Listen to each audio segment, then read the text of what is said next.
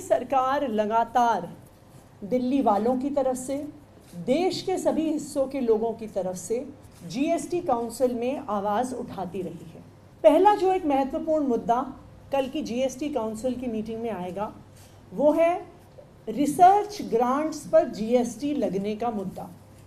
जैसा कि आपको पता है, अगस्त के महीने में देश के कई बड़े शिक्षण संस्थानों को केंद्र सरकार की तरफ से जीएसटी ना देने की वजह से शो कॉज नोटिसेस आए।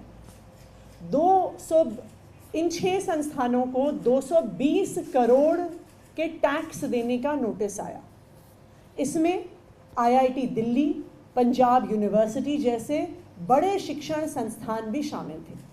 केंद्र सरकार का कहना था कि जो रिसर्च ग्रांट्स आईआईटी दिल्ली को मिली हैं, जो रिसर्च ग्रांट्स पंजाब यूनिवर्सिटी को मिली हैं, जो रिसर्च ग्रांट्स अन्य कॉलेजेस और यूनिवर्सिटीज़ को मिली हैं, 2017 से 2024 तक का जीएसटी उनको देना पड़ेगा।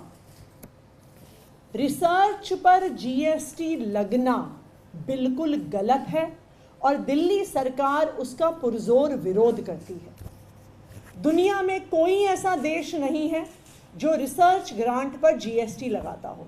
केंद्र सरकार कल जीएसटी काउंसिल की मीटिंग में एक प्रस्ताव लेकर आ रही है कि जो भी ट्रांजैक्शंस पेमेंट गेटवेज के माध्यम से होते हैं, चाहे वो 2000 रुपये से कम क्यों ना हो, उन पर भी 18% जीएसटी लगाया जाएगा।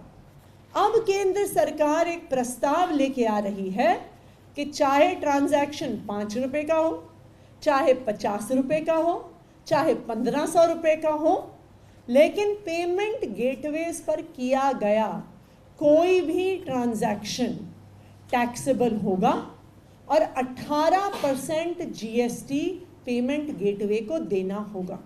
2000 रुपये से कम के जो ट्रांजैक्शंस पर जीएसटी लगने का प्रस्ताव केंद्र सरकार लेकर आ रही है, दिल्ली सरकार कल जीएसटी काउंसिल में उसका पुरजोर विरोध करेगी।